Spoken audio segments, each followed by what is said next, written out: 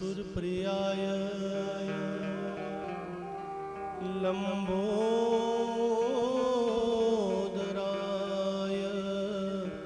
शकलाय जगदहिताय नागाननाय श्रुतियज्ञविभूषिताय गौरीसुताय गणनाथ नमो नमस्ते। नमोऽस्तु गुरुवे तस्मै इष्टदेव स्वरूपिणे यस्या वाङ्मृतं हन्ति विषं संसार संज्ञकम् मनोजवं मारुततुल्यवेगं जितेन्द्रियं बुद्धिमतां वरिष्ठं वातात्मजं वानरयूथमुख्यं श्रीरामदूतं शरणं प्रपद्ये। सच्चिदानंद स्वरूपाय विश्वोत्पत्त्यादिहेतवे तापत्रय विनाशाय श्रीकृष्णाय वयं नमः। कृष्णाय वासुदेवाय देवकी नंदनाय च नंदगोपकुमाराय गोविंदाय नमो नमः। जय जय श्री राधारमण जय जय नवल किशोर जय गोपी चित चोर प्रभु जय जय माखन चोर। माखन चोर भगवान श्री कृष्ण कन्हैया लाल जी की पावन बांगमयी मूर्ति श्रीमद् भागवत भगवान जी के पावन शीतल छांव में बैठकर आज सप्तम दिवस आरंभ हुआ है। माने तो राजा परीक्षित जिनके शीश के ऊपर ये काल मंडरा रहा है, जिनके जीवन का आज आखिरी दिन है और सूर्य के अस्त होने से पहले पहले राजा परीक्षित तक्षक नाग के द्वारा काटे जाएंगे। ऐसा श्रृंगी ऋषि ने कहा है। समीक मुनि पुत्र ऋषि श्रृंगी ने श्राप दिया है कि 7वें दिन तक्षक नाग के काटने से आपकी मृत्यु होगी। दिगंबर रूपधारी स्वामी सुखदेव जी को प्रणाम कर रहे हैं। कथा का सप्तम दिवस हृदय में एक तरफ तो भगवान की इस कथा को सुनकर अत्यंत आनंद की अनुभूति हो रही है और दूसरी तरफ बीच बीच में ये मौत मानो सामने आकर खड़ी हो रही है। हृदय बड़ा व्यथित हो रहा है और जब मौत सामने हो तो व्यथित होना तो स्वाभाविक है। सतगुरु कहते हैं, हे राजन, तुम मृत्यु का नहीं मुक्ति का भजन करो। मृत्यु को तुम अगर बार बार भजोगे तो मृत्यु आएगी और मुक्ति को भजोगे तो मुक्ति आएगी।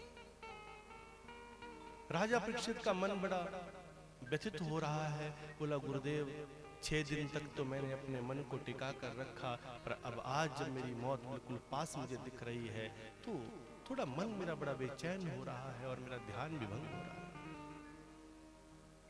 स्वामी सुखदेव जी ने राजा परीक्षित के मन को शांत करने के लिए एक सुंदर कथा सुनाई। कहा हे राजन, अपने मन को शांत करो। भगवान की इन कथाओं का श्रवण करने के बाद भी अगर मन शांत ना हो तो मन कब शांत हो। एक समय की बात है कि मेरे पिता वेदव्यास जी अपनी कुटिया में बैठे थे। ये कथा पावन कथा स्वामी सुखदेव जी सुना रहे हैं राजा परीक्षित को। एक समय की बात है, मेरे पिता वेदव्यास जी अपनी कुटिया में बैठे हैं। एक शिष्य दौड़ता हुआ आया, पूछा गुरुदेव कृपया मुझे बताओ मेरी मौत कब होगी। वेदव्यास बोले तुम कैसा प्रश्न कर रहे हो, मेरे शिष्य होकर मुझसे भगवान का रास्ता पूछने की बजाय, भगवान का नाम पूछने की बजाय, भगवान को पाने का कोई मार्ग पूछने की बजाय आप मुझसे मौत का विवरण पूछ रहे हो कि मौत कब है। देखो बेटा, तुम मेरे शिष्य हो और तुम्हें मृत्यु का नहीं मुक्ति का भजन करना चाहिए। बोला नहीं गुरुदेव, जब तक मैं ये नहीं जान लूंगा कि मेरी मौत कब है तब तक मैं भजन में भी मन नहीं लगा सकता, मेरा मन लग ही नहीं सकता। वेदव्यास जी ने लाख समझाया, वो शिष्य ना माना। गुरुदेव मुझे बताओ मेरी मौत कब है। तो वेदव्यास वो सतगुरु अपने शिष्य के इस दुख को देखकर स्वयं दुखी हो गए। मैं कैसे इसे समझाऊं। शिष्य समझने के लिए तैयार नहीं है। तो हे कृष्ण प्रेमी, जब शिष्य समझने के लिए तैयार नहीं है और बार बार मौत का ही पूछ रहा है, तो हे कृष्ण प्रेमी, उस समय वेदव्यास बोले अगर तुम अपनी मौत का ही जानना चाहते हो तो चलो हमें यमराज के पास जाना पड़ेगा। अपने शिष्य को संग लेकर वेदव्यास जी यमराज के पास पहुंचे। यमराज ने भी शिष्य को समझाया, ऐसे श्रेष्ठ गुरु के शिष्य हो, मौत का मत पूछो, मुक्ति का पूछो, मुक्ति का भजन करो, गुरु के शब्द का पान करो, मृत्यु के बारे में विचार मत करो। शिष्य फिर अपनी जिद पर अडिग रहा। अब जब अपनी जिद के ऊपर अडिग रहा भगत जनों, तो वेदव्यास जी के निवेदन पर यमराज कहते हैं अगर तुम जानना ही चाहते हो तो चलो, ये डिपार्टमेंट मैंने मृत्यु देवता के पास दिया है, वहां जाना पड़ेगा। वेदव्यास जी उनके शिष्य यमराज जी मृत्यु देवता के पास पहुंचे। मृत्यु देवता ने भी उस शिष्य को समझाया। बोला इतने श्रेष्ठ गुरु का शिष्य है, कैसा छोटा प्रश्न कर रहा है, कैसी अज्ञानता से भरा हुआ प्रश्न कर रहा है। परंतु शिष्य ना माना। मृत्युदेव बोले तो चलो मुझे अपने क्लर्क के पास जाना पड़ेगा, मेरा लोक लेखा जोखा विधि का विधान लिखता है। वेदव्यास अपने शिष्य को संग लेकर यमराज जी और मृत्यु देवता को संग लेकर विधि के विधान के पास पहुंचे। विधि के विधान ने भी समझाया पर फिर भी समझ ना आया। बोला मुझे बताओ मेरी मौत कब है। गुरुदेव से आज्ञा पाकर गुरुदेव मुझे क्षमा करना, अगर गुरु पहुंचा हुआ है तो उसके शिष्य की मृत्यु का ब्यौरा यमराज भी सुना नहीं सकता, विधि का विधान लिख नहीं सकता, गुरु की आज्ञा के बिना कुछ नहीं हो सकता। परंतु अगर आपका शिष्य ये मानने को तैयार नहीं है तो हे गुरुदेव मुझे आज्ञा दीजिए, मैं आपके शिष्य का विवरण पढ़ूं कि इसकी मृत्यु कब है। वेदव्यास बड़े दुखी हुए। कहा अब ये नहीं मान रहा तो शिष्य की खुशी में ही मेरी खुशी है, इसे सुना दो कि इसकी मौत कब है। विधि के विधान ने अपना रजिस्टर उठाया, पन्ना बदला, उसके नाम का अकाउंट खोला तो बोला गुरुदेव अभी भी समझा दीजिए, इसको पढ़ूं या ना पढ़ूं। गुरुदेव बोले देखो बेटा अभी भी मान जाओ, मत पढ़ो। शिष्य बोला नहीं मुझे बताओ मेरी मौत कब होगी, उसके बाद ही भक्ति करूंगा। तो वेदव्यास बोले हे विधि तुम इस विधान को पढ़ डालो। विधि के विधान ने उस अकाउंट को पढ़ना शुरू किया और पढ़ा तो सुन हे श्रेष्ठ गुरु के मूर्ख शिष्या सुन, यहां लिखा है कि जिस वक्त, जिस घड़ी, जिस पल तुम अपने गुरु वेदव्यास जी को यमराज जी को और मृत्यु देवता को अपने संग लेकर मुझ विधि के विधान के पास पहुंचोगे, वही पल तुम्हारे जीवन का अंतिम पल है। देखते ही देखते कलिकाल ने अपनी जकड़ लिया, चपेट में ले लिया। यमराज के यमदूतों ने घेर लिया और पूछा। आज वेदव्यास रो रहे थे कि उनकी आंखों के सामने उनका शिष्य, एक गुरु का शिष्य कभी यमपुरी में नहीं जाता। एक सच्चे गुरु की अगर किसी को शरण मिल जाए, मैं सत्य कहता हूं कि दृष्टि की आवश्यकता है, सत्य की आवश्यकता है। अगर श्रेष्ठ गुरु, सच्चा गुरु मिल जाए तो उस शिष्य को कभी यमपुरी में जाने की आवश्यकता नहीं होती। उसे लेने के लिए यमराज या यमदूत नहीं आते, उसे लेने के लिए स्वयं सतगुरु आते हैं और सतगुरु उसका हाथ पकड़कर उसे परमात्मा के घर में पहुंचा देते हैं। वो कभी यमपुरी नहीं जाता, वो केवल और केवल परम धाम जाता है। परंतु जब शिष्य गुरु की बात सुनने के लिए तैयार ना हो, तो फिर गुरु समझाए तो किसे समझाए। देखते ही देखते गुरु की नजरों के सामने ही शिष्य की मृत्यु हो गई। और वेदव्यास आज इस कथा के द्वारा क्या समझाना चाहते हैं? स्वामी सुखदेव जी ने ये कथा राजा परीक्षित को सुनाई। हे राजन, तुम भी अगर मृत्यु का बार बार भजन करोगे तो अगर मृत्यु नहीं भी आनी होगी तो भी मृत्यु आ जाएगी। मृत्यु को मत देखो, तुम केवल और केवल मेरे शब्द को सुनो। अतः पृच्छामि संसिद्धिं योगिनां परमं गुरुं पुरुषस्य यत् कार्यं म्रियमाणस्या सर्वथा। जन्म लाभः परः पुंसाम् अन्ते नारायणते समृति। अगर तुम अपने जीवन का सुख पाना चाहते हो, अगर अंत बेला में भी, अंत समय में भी अगर तुमने अपनी मति को भगवान की तरफ मोड़ दिया तो भी तुम्हें यमराज स्पर्श नहीं कर सकता। पूरे जीवन की तो छोड़ दो, अगर जीवन की अंतिम बेला में, जब तुम्हारे जीवन की अंतिम सांस हो, अगर उस वक्त भी एक बार भी आपने अपने मुख से नारायण का नाम ले लिया, भगवान नारायण को याद कर लिया, कृष्ण कन्हैया लाल को याद कर लिया, अपने सतगुरु के शब्दों को याद कर लिया, तो भी यमराज तुम्हें छू नहीं सकता, स्पर्श नहीं कर सकता। ये जीवन का सार है। इसीलिए कहा जन्म लाभ परह पुंसाम अंते नारायण समृति। पूरे के पूरे जन्म का लाभ मिल जाता है अगर अंत बेला में भी एक बार नारायण नाम अपने मुख से ले लिया। नारायण जिन नाम लिया, नारायण जिन नाम लिया, तिन और का नाम लिया न लिया। कथा अमृत पान किया घट भीतर, फिर गंगा जल भी पिया न पिया। अंत समय में गंगा जल मुख में रखा कि नहीं, अंत समय में तुलसी दल मुख में रखा कि नहीं, अंत समय में पंचरत्नी रखी कि नहीं रखी, कोई फर्क नहीं पड़ता। जिस व्यक्ति ने, जिस प्राणी ने नारायण नाम अपने मुख में ले लिया, उसने गंगा जल पिया या ना पिया, तुलसी दल रखा कि नहीं रखा, कोई फर्क नहीं पड़ता। ये सारी के सारी बाकी क्रियाएं उनके लिए हैं जो इस माया की चपेट में फंसे हुए हैं। और याद रखना, गंगा जल मुख में डालने से या तुलसी दल डालने से भी कहीं ऐसा नहीं लिखा है कि मुक्ति हो जाएगी। सिर्फ ये समझो कि रास्ता साफ हो जाएगा, आसानी से मौत मिल जाएगी, तड़पोगे नहीं, बिलखोगे नहीं, परंतु मुक्ति नहीं होगी। मुक्ति तो केवल और केवल नारायण के नाम से ही होगी। राधा रानी कब तुम कृपा करोगी,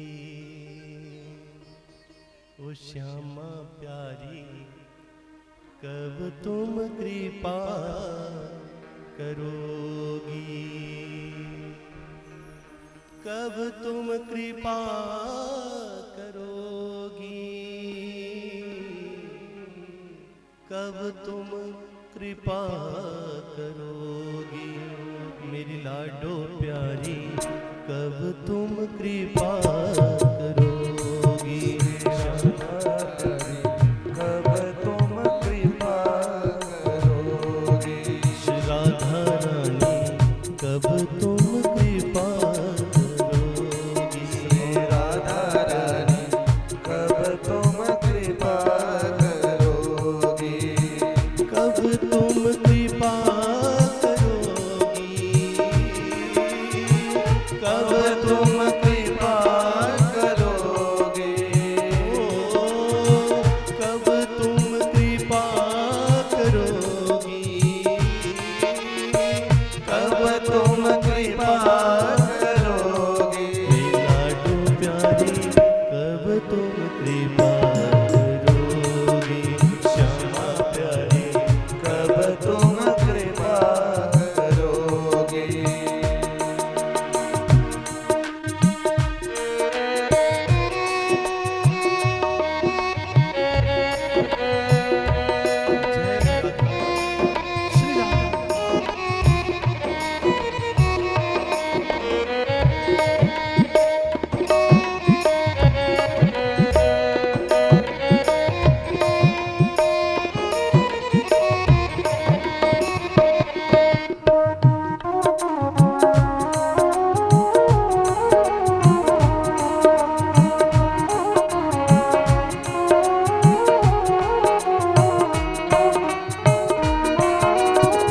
मेरो मन नित चलत कुमार्ग, मेरो मन नित चलत कुमार्ग।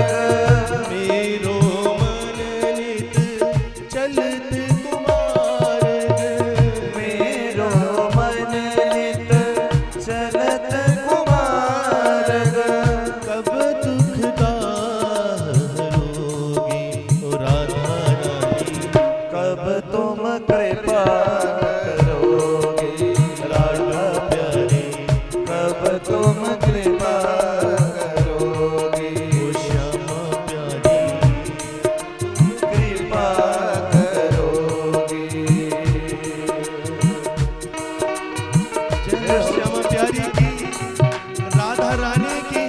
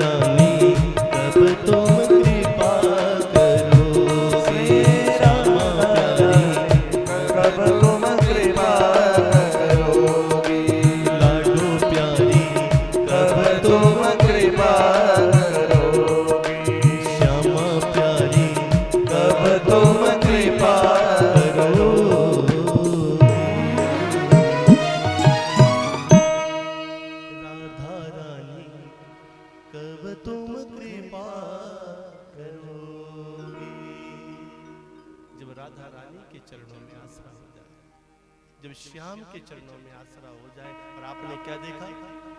रास महाराज से आपने क्या सीखा कि राधा कौन है?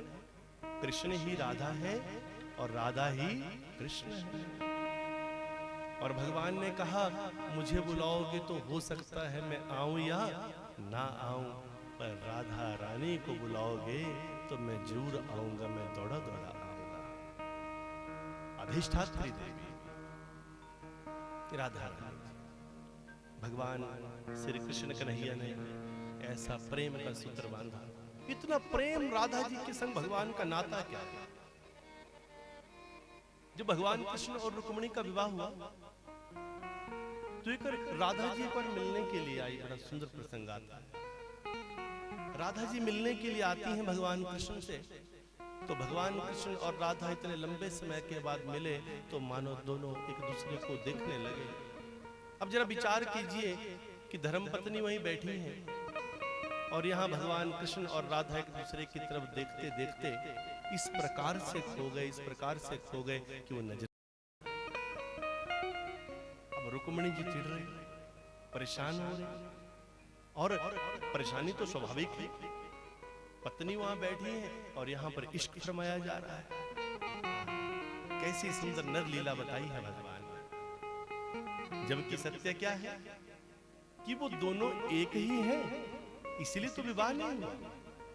विवाह के लिए दो की आवश्यकता होती है, ये दोनों एक ही हैं, इसलिए विवाह ना हुआ।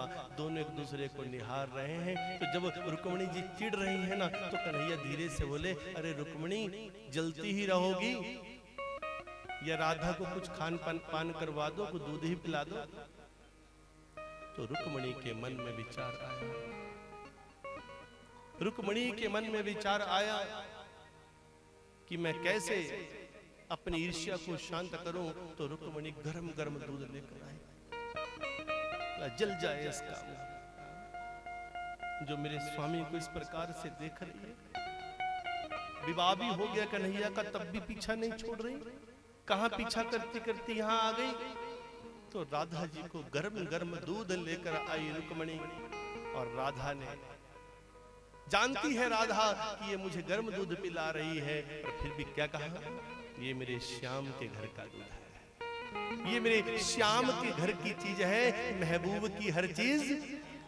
हाय हाय, मेरे पास कहां इतना वक्त है जो मैं ऐसा देख पाऊं कि ये गर्म की ठंडा, सीधे सीधी ये तो कृष्ण के घर का दूध है। दूध उठाया, गटागट पान कर गई। अब रुक्मिणी सोचे राधा रोएगी, इसकी जीभ जलेगी, इसके अंदर आग मचेगी। तो राधा रानी शांत। रुक्मिणी धीरे से पूछ रही, राधा जी दूध ठीक था ना? बोला हाँ, बड़ा आनंद आ गया। बोला गर्म तो नहीं था? बोला नहीं, बिल्कुल इतना शीतल था कि आनंद हो गया। ये सोची न छाले आए, न जली, न पूछा, परंतु क्या देखा, जैसे ही रुक्मिणी ने कृष्ण की तरफ देखा तो भगवान कृष्ण की आंखों से आंसू बह गए, और आंसू बहाते हुए मेरे मोहन बोले, रुक्मिणी थोड़ा सा कुछ ठंडा ठंडा चंदन का लेप लेकर आओ। पता नहीं क्या हो गया कि यहाँ बैठे बैठे अकस्मात ही मेरे पैरों में छाले आ गए। भगवान कृष्ण के पैरों में छाले आ गए, पैर पूरे फट गए, जल गए। क्यों? क्योंकि राधा जी अपने हृदय में भगवान कृष्ण के चरणों को लेकर चलती हैं। बोला, तुम राधा के कलेजे को जलाना चाहती थी, अरे राधा के हृदय में तो मेरे ही चरणों का वास है, मेरे ही चरणों को हर हर अपने हृदय में लेकर चलती है। तो हे रुक्मिणी, तुमने गर्म दूध पिलाया तो राधा को, पर पैर तो मेरे ही जल गए, मेरे पैरों में छाले। जब रुक्मिणी ने ये देखा तो रुक्मिणी भी शर्मसार हो गई, राधा के चरण पकड़ लिए। हे राधिका, धन्य हो तुम और धन्य है तुम्हारा प्रेम। ऐसी प्रेम की ऐसी ऐसी मनमोहक अंदर की लीलाएं हैं जिनको इन 7 दिन में पूरा नहीं किया जा सकता। और भगवान ने अपने जीवन में कभी जो विवाह किया वो अपने आनंद के लिए या अपनी इच्छा से या अपनी पसंद से नहीं किया। भगवान ने 16,108 विवाह किए, पर एक भी विवाह अपनी इच्छा से नहीं किया, अपनी पसंद से नहीं किया। और हैरानी की बात देखिए कि 16,108 विवाह किए, एक भी अपनी पसंद का नहीं किया, फिर भी इतने अच्छे से निभाया कि पूरी दुनिया के लोग कहते हैं कि गृहस्थी हो तो ऐसा और सन्यासी हो तो भी ऐसा। और हम लोग, आप लोग अपनी पसंद का ही विवाह करते हैं, 10-10 बार पसंद करते हैं, उसके बाद भी प्रसन्न नहीं रहते हैं, उसके बाद भी पूरी जिंदगी रोते हैं, मेरी पत्नी ने ये कर दिया, मेरे पति ने कर दिया। द्वारिका नगरी का निर्माण हुआ है, सब लोग उसे देखने के लिए जा रहे हैं। सत्यराजित नाम का एक सेठ है, 100 मण सोने के सम्मान तेज वाली एक मणि गले में पहनकर सत्यराजित भगवान कृष्ण से मिलने गए। कन्हैया की द्वारिका नगरी का दर्शन किया, कन्हैया ने मणि देखी तो कन्हैया ने मजाक में कहा, सेठ साहब ऐसी मणि आप जैसे सेठों साहूकारों के गले में क्या करें, ये मणि ऐसा करो मुझे दे दो, हमारे जैसे राजाओं के गले में अच्छी लगेगी। सत्यराजित मन में बड़ा दुखी हुआ, मैंने कितनी बड़ी गलती कर दी जो मैं इनसे मिलने आया, लोग कहते हैं भगवान है तो लोभी है तो लालची। चुपके से वहां से निकल लिए। याद रखना वो तो 100 मण सोने के सम्मान वाली तेज मणि की बात चल रही है। आज हम लोग तो अगर कहीं संत महात्मा भगवान कहीं 2 रुपए मांग ले तो इंसान 10 बार सोचता है कहीं मैं दूं कि ना दूं, मुझे इससे नुकसान ना हो जाए। पर याद रखना परमात्मा और संत महात्माओं की लीला ऐसी है कि वो अगर तुमसे एक चीज भी मांगते हैं, 1 रुपए भी मांगते हैं, तो उसमें भी तुम्हारा ही कल्याण छुपा है। सत्यराजित क्या जानते थे कि उस मणि से आगे क्या होने वाला है, पर भगवान तो जानते थे कि यही मणि सत्यराजित के जीवन में ऐसा दुख ले आएगी जिसे ये सहन नहीं कर पाएगा। सत्यराजित निकल लिया, मणि नहीं दी। अगले दिन उसका छोटा भाई प्रसेन उसी मणि को गले में पहनकर जंगल में शिकार करने गया। 100 मण सोने के सम्मान तेज वाली वो मणि गले में धारण की है। पूरे अंधेरे जंगल में प्रकाश हो गया। सामने से एक शेर आया, उसने सोचा मेरी तरफ कोई प्रकाश आ रहा है, मेरे ऊपर कोई संकट आ रहा है। तो उस समय कैसी लीला होती है कि वो शेर प्रसेन के ऊपर आक्रमण करता है, और प्रसेन के ऊपर जब शेर ने आक्रमण किया तो उसकी गर्दन के ऊपर जो झपटा तो प्रसेन को मार गिराया और मणि शेर के पंजे में फंस गई। शेर आगे उस जंगल में भागने लगा, डरने लगा मेरे पैर में क्या फंस गया।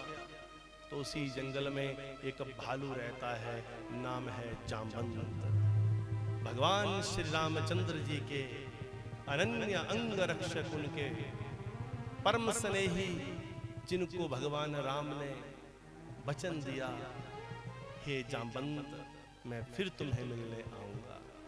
अपनी पुत्री जाम्बवंती संग वो वहां जंगल में गुफा में रहते हैं।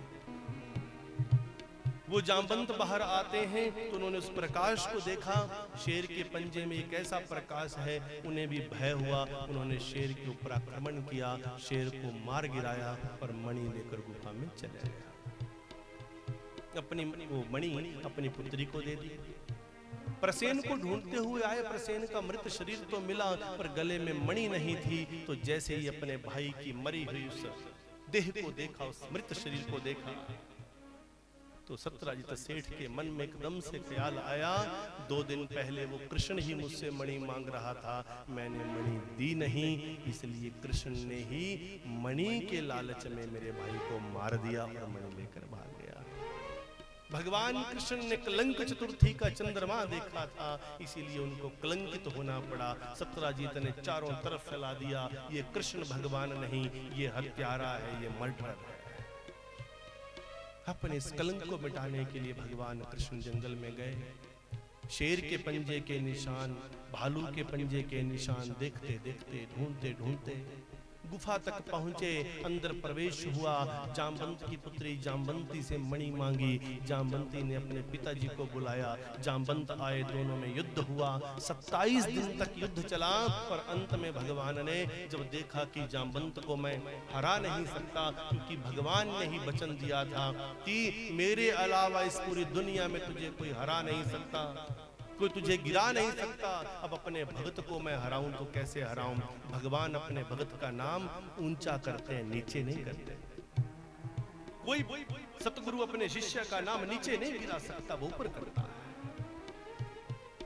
तब भगवान श्री कृष्ण एक घूसे का प्रहार करते हैं। 27वें दिन जब प्रहार किया, जामवंत नीचे गिरे, और जैसे गिरे तो स्मरण आया, मेरे प्रभु ने मुझसे कहा था मेरे अलावा तुझे गिराने वाला पूरी दुनिया में कोई नहीं है। तो अगर कोई नहीं है तो फिर ये कौन है? अगर कोई नहीं है तो ये कौन है? चरण पकड़ लिए मेरे प्रभु। मेरे प्रभु राम का वचन झूठ नहीं हो सकता। उन्होंने कहा उनके अलावा कोई गिराने वाला नहीं है, तो फिर आप कौन है? आप मेरे राम हैं क्या? हे मेरे प्रभु, मुझे अपने धनुर्धर रूप में दर्शन दो। भगवान कृष्ण ने धनुर्धर रूप राम रूप में जामवंत को दर्शन दिए। जामवंत ने प्रभु का दर्शन पाया, जीवन को निहाल किया, उनके चरण पकड़ लिए और प्रभु से कहा कितने दयालु हैं आप मुझसे मिलने के लिए, अपना वचन पूरा करने के लिए आए, और मैं पहचान ना पाया। मैंने आपके साथ युद्ध किया, मुझे ऐसा दिन क्यों देखने को मिला? तो भगवान कहते हैं जामवंत, तुमने ही तो ये इच्छा व्यक्त की थी। बोला प्रभु, मैं ऐसा तो सोच भी नहीं सकता कि मैं आपके साथ युद्ध करूं। बोला सोच तो नहीं सकते, पर तुमने जाने अनजाने से कहा था। बोला क्या कहा था? जिस समय भगवान राम और रावण का युद्ध चला, युद्ध में सारे के सारे शूरवीरों ने अपना अपना बाहुबल दिखाया। उस समय जब राम जी की सेना विजयी हो गई, तो सब कक्ष में बैठे, शिविर में बैठे, सब सुनाने लगे, मैंने ऐसा किया, मैंने वैसा किया, मैंने मेघनाथ को ऐसे मारा, मैंने अक्षय कुमार को ऐसे मारा। कोई छोटे छोटे बंदरी बोले मैंने घुसे का प्रहार किया, मैंने ये किया।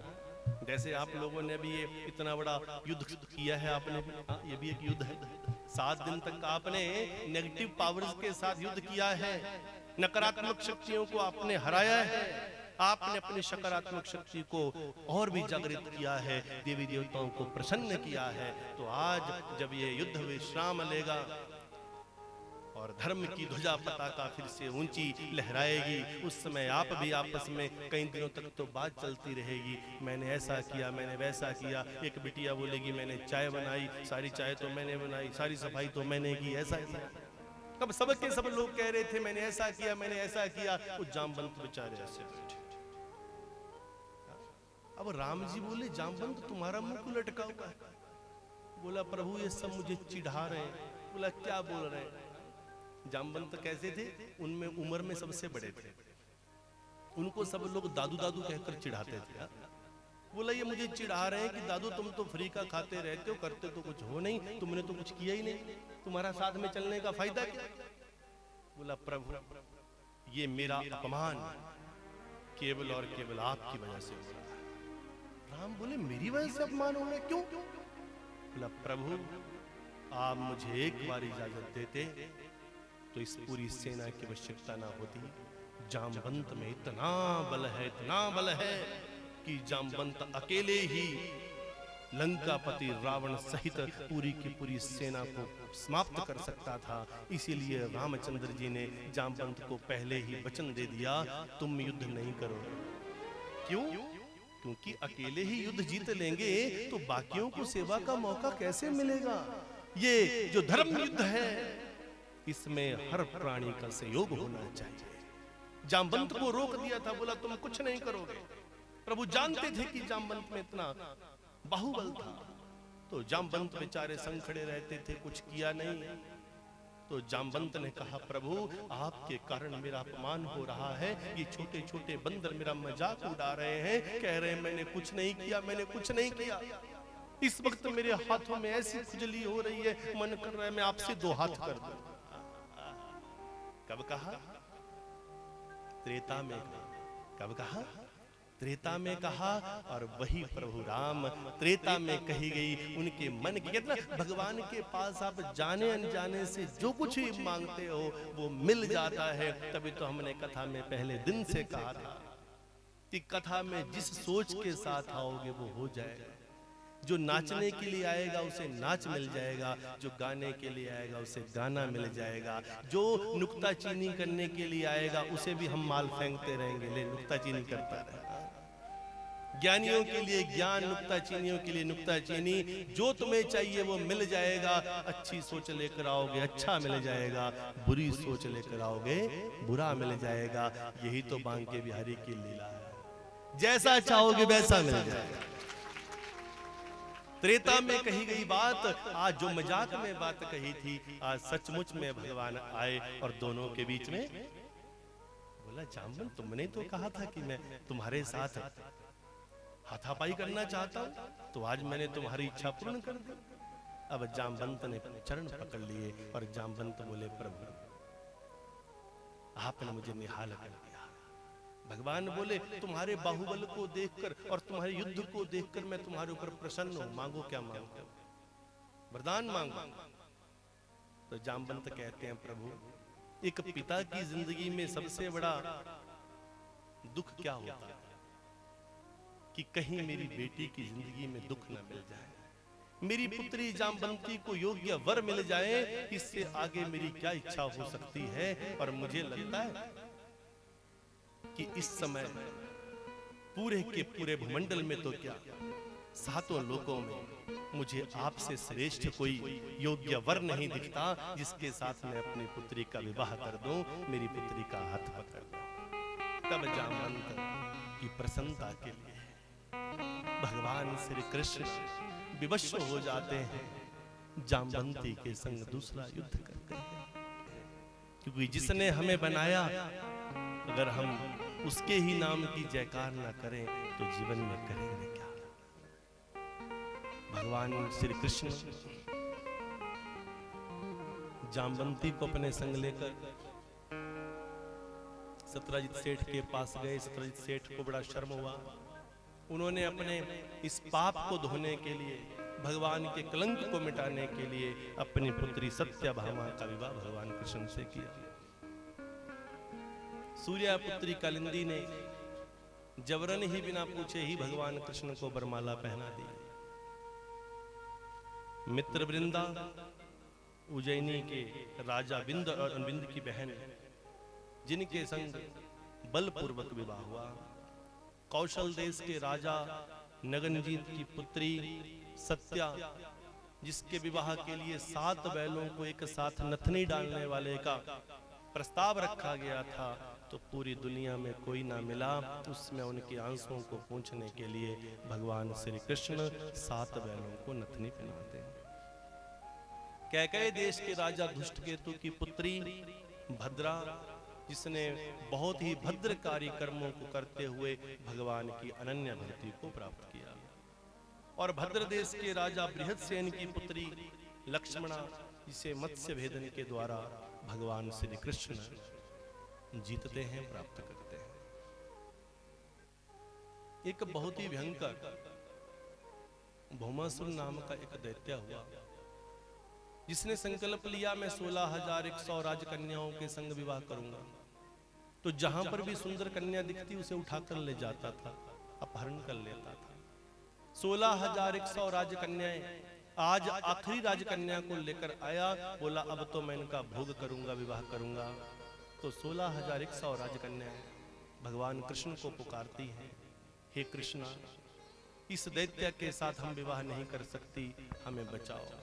तो इन राजकन्याओं ने भगवान को पुकारा, भगवान प्रकट हुए, उस दैत्य का अंत किया, उनको कारागार से मुक्त कराया। और ये 16,100 राजकन्याएं भगवान को प्रणाम करती हुई कहती हैं, हे प्रभु बताइए अब हमें क्या आज्ञा है। बोला अब तो सबसे मुख्य एक ही आज्ञा है, ऐसा करो कि अपने अपने घर चली जाओ। तो वो रोने लगी।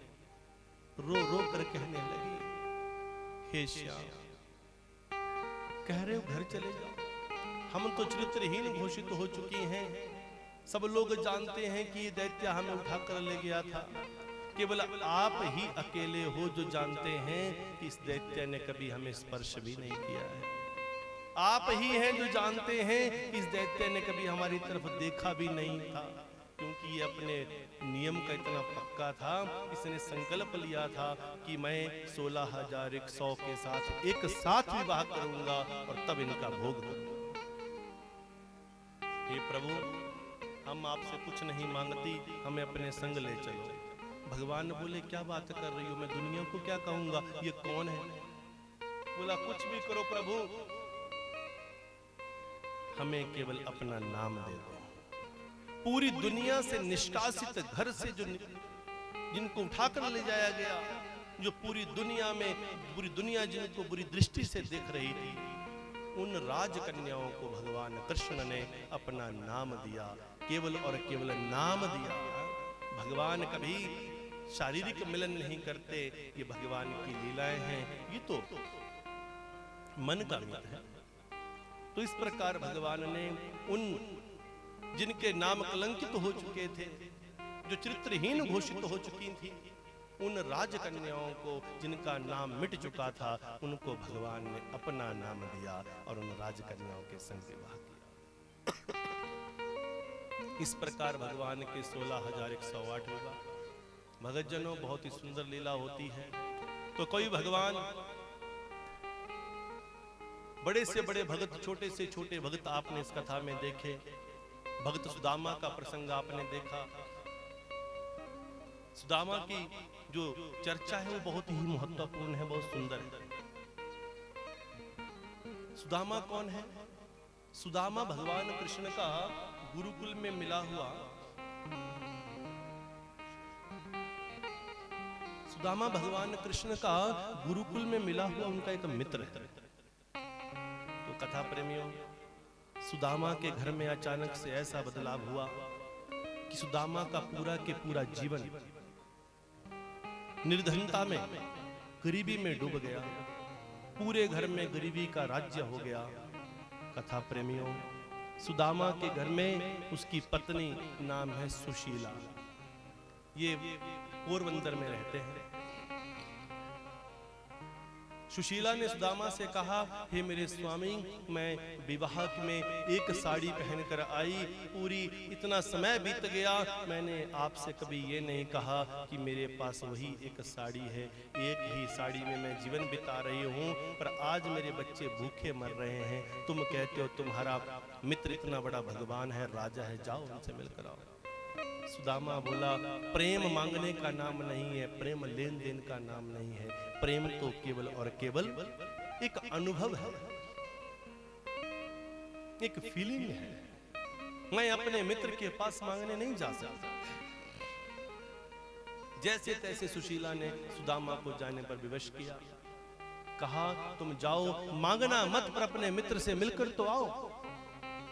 एक चावल की पोटली छोटी सी बनाई, टूटे फूटे सिक्के डाल दिए, ताकि भगवान को पता लग जाए कि अब सुदामा के घर में ये स्थिति है, इसके पास सौगात में लाने के लिए भी कुछ नहीं है। फटी पुरानी धोती, फटी पतलून, और सुदामा चले। जब सुदामा चले तो भगवान देख रहे हैं कि मेरा सुदामा चला। भगवान तो इंतजार कर रहे थे, मेरा सुदामा चले तो चले, चले तो चले। जैसे ही सुदामा ने एक पैर अपना उठाया तो भगवान ने अपने वाहन गरुड़ को भेजा, जाओ सुदामा को वहां से उठाओ और द्वारिका के पास लाकर रख दो।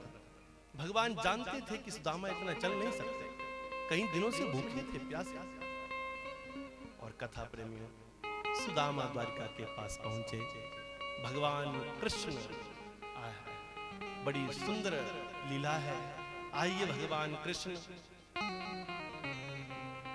मैया रुक्मणी अपने सुंदर भाव में द्वारिका में निवास करते हैं, और कैसे सुदामा उनके द्वार पर पहुंचता है।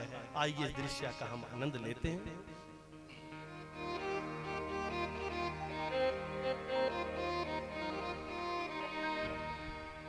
ना देखे जगत में प्रीत श्याम सुदामा सी, सुदामा सी रे सुदामा सी,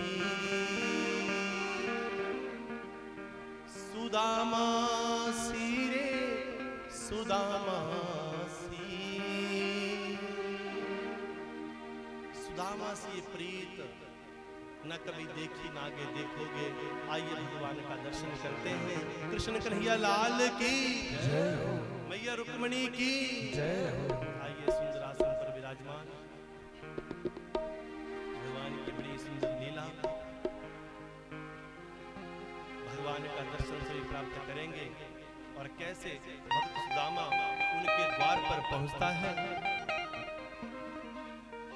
ना देखी जगत में प्रीत श्याम सुदामा सी, ना देखी जगत में प्रीत सुदामा सी, ना देखी जगत में प्रीत श्याम सुदामा सी, ना देखी जगत में प्रीत श्याम सुदामा सी, सुदामा सी रे सुदामा सी, सुदामा सी रे सुदामा सी, सुदामा सी रे सुदामा सी, सुदामा सी रे सुदामा सी।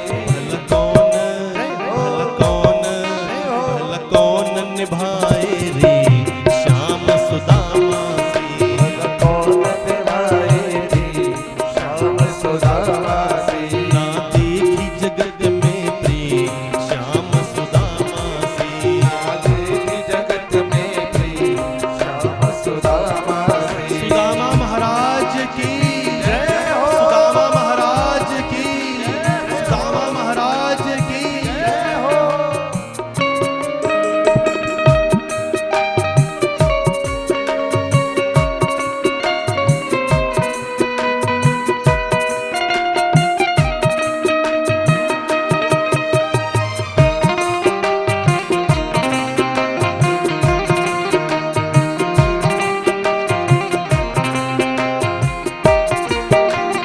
जहाँ पे मतलब प्यार नहीं है, जहाँ पे मतलब प्यार नहीं है, जहाँ पे मतलब प्यार नहीं है, जहाँ पे मतलब प्यार नहीं है, यार नहीं वो यार नहीं है, यार नहीं वो यार नहीं है, यारी तो सर दे के निभती, यारी तो सर दे के निभती, इसके सिवा कोई सार नहीं है, इसके सिवा कोई सार नहीं ना है।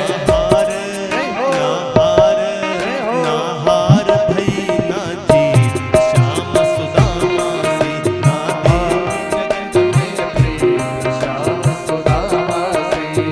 देखी जगत में प्रीत श्याम सुदामा सी, ना देखी जगत में प्रीत श्याम सुदामा सी, श्याम सुदामा सी ये प्रीत ना जगत में कोई पहले देखी ना आगे देख पाओगे।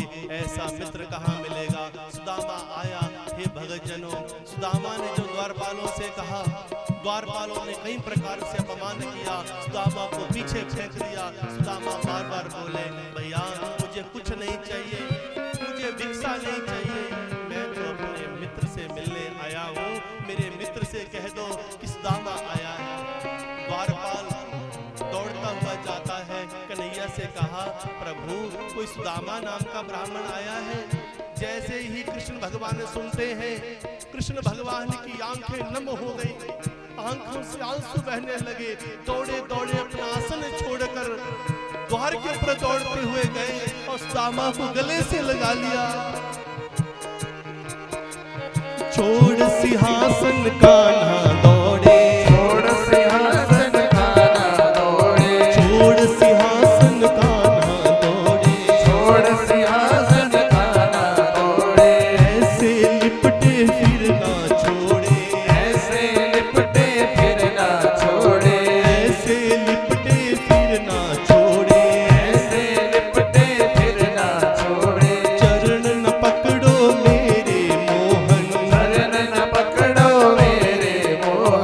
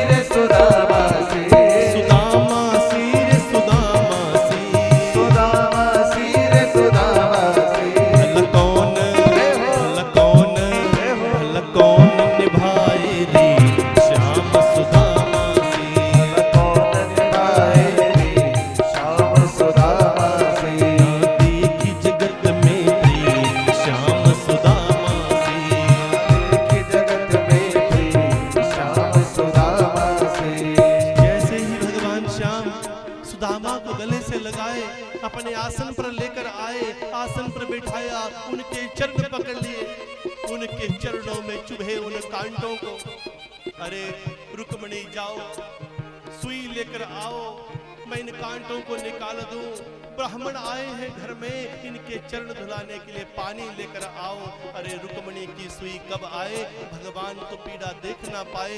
भगवान ने अपने दांतों से ही सुदामा के पैरों से कांटे निकाले, रो रो कर आंखों से इतने आंसू बहे कि भगवान कृष्ण ने अपनी आंखों के आंसुओं से ही सुदामा के पैरों को धो दिया। सुदामा बोले, नहीं प्रभु, मेरे पैर मत पकड़ो, मेरे पैर मत पकड़ो। ऐसी प्रीत अब पूछे, हे सुदामा, बड़े दिनों के बाद आए, आने की खबर तो कर देते। हे भगत जनों, आज सुदामा की उस पोटली के ऊपर भगवान की नजर है। आप भी जो अपनी अपनी पोटली लेकर आए हैं ना, मानो आप भी सुदामा हैं, द्वारपालों के पास दे दो अपनी पोटली। हे द्वारपालों, हम भी सुदामा हैं, हमें भी जाने दो, हमें भी जाने दो। अपनी पोटली द्वारपालों के पास पकड़ा दीजिए और भगवान के चरणों में पहुंचा दीजिए। आहा, कैसे रो रो कर भगवान ने उनके चरणों को धोया। और हे भगत जनों, बड़ी ही सुंदर लीला है। भगवान श्री कृष्ण कन्हैया की पोटली को खींचते हैं, पोटली को मांगते हैं। हे सुदामा, भाभी ने सौगात तो दी होगी। आहा, सुदामा अपनी पोटली छुपाने लगे, पर भगवान कृष्ण ने पोटली खींची और उस पोटली को खींचकर उससे जो तंदुल है, जो चावल है, वो निकाले। आय हाय, चावलों का भोग लगाकर ही मानो भगवान ने अपना सब कुछ सुदामा को दे दिया। रुक्मणी ने हाथ पकड़ा, बोला, प्रभु कुछ तो अपने लिए रख लो। कैसे भगवान स्वयं भी खाते हैं और अपने सारे के सारे द्वारपालों को, प्रजा को भी खिलाते हैं। आइए, किस प्रकार भगवान ने देखते ही देखते सुदामा की गरीबी को दूर कर दिया और उसे मालो माल कर दिया। दोनों हाथ फैलाना और दो दाने भी, आंखें बंद कर लेना, ध्यान देना, ध्यान से सुनिएगा। दोनों हाथ फैला देना, इकट्ठे इस प्रकार से, भिखारी हैं हम, दाता एक राम, भिखारी सारी दुनिया। आंखें बंद कर लेना, अगर दो दाने भी आपके हाथ में आए, समझना वही तुम्हारी बरकत है। उसे अपने घर में जाकर अनाज में मिला देना, तिजोरी में रख देना, अपनी बरकत समझ लेना। दोनों हाथ फैला देना, अपना पल्लू फैला देना। आय हाय हाय,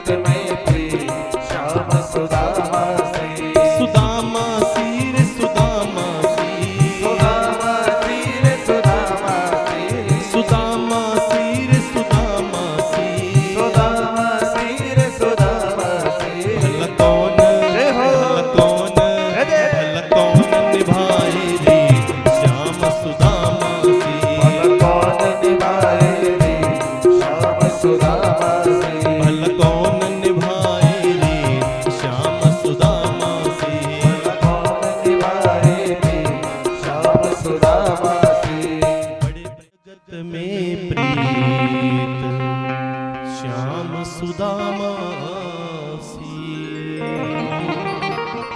कृष्ण कन्हैया लाल की जय हो। गोविंद गोपाल की श्री कृष्ण गोविंद हरे मुरारे हे नाथ नारायण वासुदेवा। गोविंद हरे मुरारी हे नाथ नारायण वासुदेवा।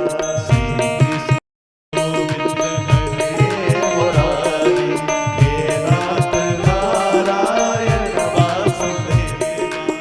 श्री कृष्ण गोविंद हरे मुरारी हे नाथ नारायण वासुदेवा। हे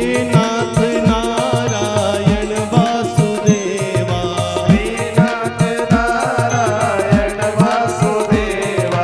हे नाथ नारायण वासुदेवा। हे नाथ नारायण वासुदेवा। हे नाथ नारायण वासुदेवा। हे नाथ नारायण वासुदेवा। नारायण वासुदेवा। श्री कृष्ण गोविंद हरे मुरारे हे नाथ नारायण वासुदेवा। श्री कृष्ण गोविंद हरे मुरारी हे नाथ नारायण वासुदेवा। हरे मुरारी हे नाथ नारायण वासुदेवा। हे नाथ नारायण वासुदेवा। हे नाथ नारायण वासुदेवा। हे नाथ नारायण वासुदेवा। हे नाथ नारायण वासुदेवा। हे नाथ नारायण वासुदेवा। हे नाथ नारायण वासुदेवा। हे नाथ नारायण वासुदेवा। श्री कृष्ण गोविंद हरे मुरारे हे नाथ नारायण वासुदेवा। श्री कृष्ण गोविंद हरे मुरारे हे नाथ नारायण वासुदेवा। हे नाथ नारायण वासुदेवा। हे नाथ नारायण वासुदेवा। हे नाथ नारायण वासुदेवा। भगवान कृष्ण ने देखते देखते इस दामा को बहुत ही बड़ा राजा बना दिया। भगतजनों, भगवान की अनंत लीलाएं हैं। इन लीलाओं को जो श्रवण करता है वो भगवान की अद्वितीय कृपा को प्राप्त होता है। बस अब 10 मिनट का समय चाहिए, मात्र केवल 10 मिनट। भोग आप अपने पास रख लीजिए, बैठिए थोड़ी देर, बस सिर्फ 10 मिनट। क्योंकि जब हमने इतने दिनों तक बड़े शांति से हमने आनंद लिया है तो बस 10 मिनट में आरती हो रही है। भगवान कृष्ण की ये सारी लीलाएं बड़ी विचित्र हैं। इन लीलाओं को सुनकर स्वामी सुखदेव जी ने जब ये लीलाएं सुनाई राजा परीक्षित को, और तक्षक नाग जब राजा परीक्षित को काट लाया, बड़ी सुंदर लीला होती है। स्वामी सुखदेव जी कहते हैं, राजन, इससे पहले कि मैं तुम्हें आगे का प्रसंग सुनाऊं, आप बड़े भाव के साथ इस ज्ञान महायज्ञ की पूर्ण आहुति अर्पण करो। तो आचार्य जी अगर सुन रहे हो आवाज, या फिर वो व्यस्त हैं, आदरणीय देवराज जी सुन रहे हो आवाज, तो कृपया बड़े प्रेम भाव के साथ सभी परिवार के सभी सदस्य जाएंगे और इस ज्ञान महायज्ञ की पूर्ण आहुति अर्पण करेंगे। जाएं सभी, बाकी ना जाएं, केवल जो परिवार के मुख्य सदस्य जो हवन में बैठे थे वो जाएं।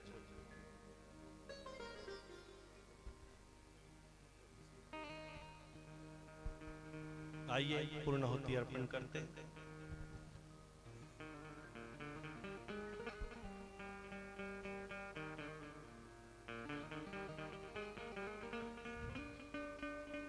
केसर चंदन तिलक लगा, केसर चंदन तिलक लगा, महका महका मुस्काए, केसरी माला पहने वो सबके मन को हंसाए। आइए बड़े भाव के साथ पूर्णाहुति अर्पण करते हैं भगवान के चरणों में।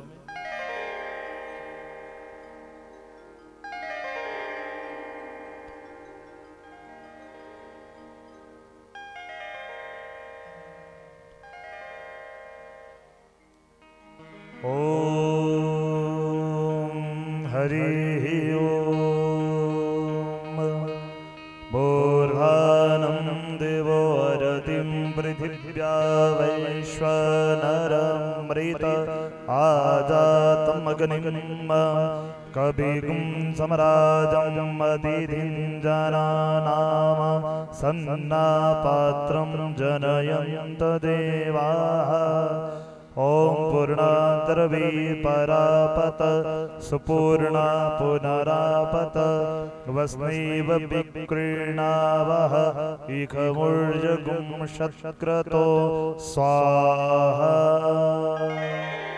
ओम वसोः पवित्रमसि शतधारं वसोः पवित्रमसि सहस्रधारं देवस्पसविता पुनातु वसोः पवित्रेण शतधारेण सप्ता कामदुक्षः स्वाहा।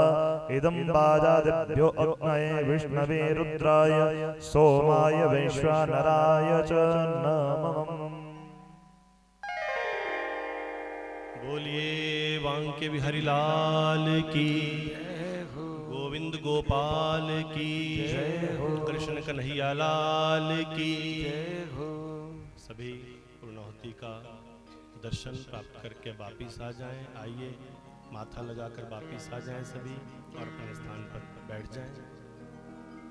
ये पावन कथा स्वामी शुकदेव जी ने राजा परीक्षित को सुनाई और जब ये ज्ञान महायज्ञ पूर्ण हुआ तो सब कहने लगे बधाई हो, बधाई हो।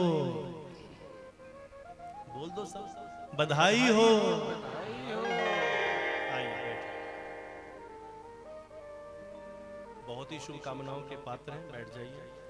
कि बिना किसी विघ्न के इतना बड़ा 7 दिवसीय ज्ञान महायज्ञ पूर्ण हुआ। कथा कभी पूर्ण नहीं होती, कथा निरंतर चलती रहती है। ज्ञान महायज्ञ पूर्ण हुआ है। जो आपके घर में 7 दिन का ज्ञान महायज्ञ हुआ उसकी पूर्णाहुति आपने अर्पण की और बिना किसी विघ्न के इतना बड़ा यज्ञ आपके घर में पूर्ण हो गया। सौभाग्यशाली होते हैं वो लोग जहां बिना विघ्न के कार्य पूर्ण हो जाए। क्योंकि संसार में कुछ ना कुछ चलता रहता है, परंतु सौभाग्य की बातें हैं जब बिना किसी विघ्न के इतना बड़ा यज्ञ पूर्ण हो जाए। तो आप सभी बहुत सौभाग्यशाली हैं। जब तक्षक नाग राजा परीक्षित को काटने आए तो उस समय तक्षक जब काटने लगे तो क्या देखा? कथा सुनने से क्या फायदा है? क्या कथा सुनने से मौत टल जाएगी? क्या साधु का श्राप टल जाएगा? कथा सुनने में और ना सुनने में अंतर क्या है? जब तक्षक नाग काटने लगे तो क्या देखा कि जिसे मैं काटने जा रहा हूं वो परीक्षित नहीं, साक्षात श्री हरि बैठे हैं। हरि का सेवक हरि जेहा, भेद ना जाने मानस देहा। जो हरि की कथा का श्रवण करता है वो हरि का ही रूप हो जाता है। तो राजा परीक्षित नाम का जो शरीर है उसके अंदर श्री हरि दिखे। तक्षक ने उनके चरणों को चूमा, चरणों को चूमा, विष अंदर गया, शरीर ठंडे ठार हो गया। परीक्षित नाम का जो शरीर है वो तो ठंडे ठार हो गया, पर जो अंदर जीवात्मा बैठी है वो वहां से निकलकर परमात्मा के ही बीच में समा जाती है। कथा का भाव क्या है? जो कथा का श्रवण करते हैं उनको लेने के लिए यमदूत नहीं आते, यमराज नहीं आते। और सत्य कहूं तो स्वर्ग नरक यमपुरी का सारा के सारा प्रपंच समाप्त हो जाता है उनके जीवन में जो भगवान की कथा सुनते हैं और संतों की संगति में बैठकर अपने जीवन को बिताते हैं। तो भगतजनों, इस प्रकार से राजा परीक्षित भगवान को प्राप्त हुए। आप सभी भगतजन इस कथा से लाभान्वित हुए होंगे। इन 7 दिनों में जाने अनजाने से कोई भूल चूक हुई हो तो मैं क्षमा चाहता हूं। कथा को विश्राम दिया जा रहा है और लगभग 4-5 दिन का समय है। 26 दिसंबर को सिद्धयोगी धाम में बहुत विशाल भंडारा है, शरद महोत्सव है। आप सभी जरूर भंडारे में आएं, भंडारे का प्रसाद पाएं। जो निसंतान दंपत्ति हैं, अगर कोई आज फल पाने के लिए आए हों तो जब आरती शुरू होगी तो वो आरती के साथ आगे आकर खड़े हो जाएं। और जो आज नहीं आ पाए हैं, जो आए हैं वो भी, जो नहीं आए हैं वो भी, जो इसका मूल फल है वो 26 दिसंबर को भंडारे में प्रदान किया जाता है। भंडारे में आप सभी आएं, फल प्राप्त करें। जो नामदान लेना चाहते हैं उनको भी 26 दिसंबर के भंडारे में नामदान दिया जाता है।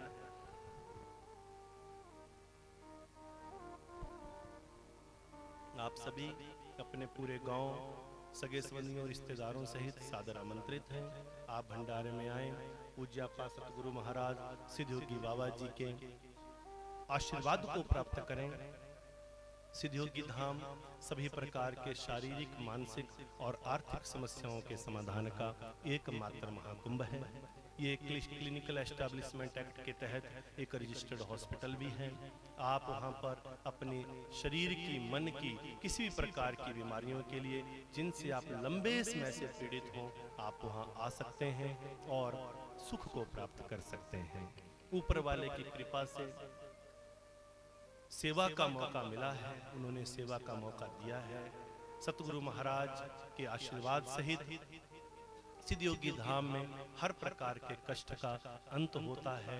मुख्यतः जो नशे से पीड़ित हैं, नशे के लिए हमारे हॉस्पिटल में हम दवा से अधिक दुआ पर विश्वास करते हैं। आज तक लाखों लोगों का नशा छुड़ाया जा चुका है और नशा छोड़ने वालों के लिए दवाई की आवश्यकता नहीं रहती है। मात्र सच्चे मन से भाव हाजिरी लगाता है तो व्यक्ति का नशा छूट जाता है।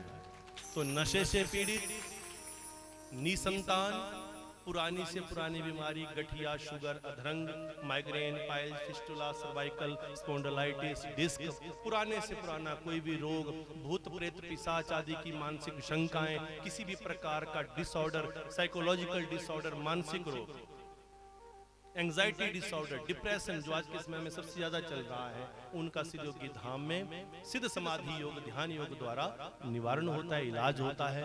आप सभी सादर आमंत्रित हैं, आ सकते हैं। 7 दिन की कथा को अपने फोन के ऊपर, टेलीविजन के ऊपर देखने के लिए सिद्धयोगी धाम यूट्यूब चैनल को सब्सक्राइब करें। यहाँ बैनर के ऊपर लिखा है, पीछे भी लिखा है सिद्धयोगी धाम, SIDHYOGIDHAM। सिद्धयोगी धाम यूट्यूब चैनल सब्सक्राइब करें, नोटिफिकेशन के लिए घंटी का बटन दबाएं।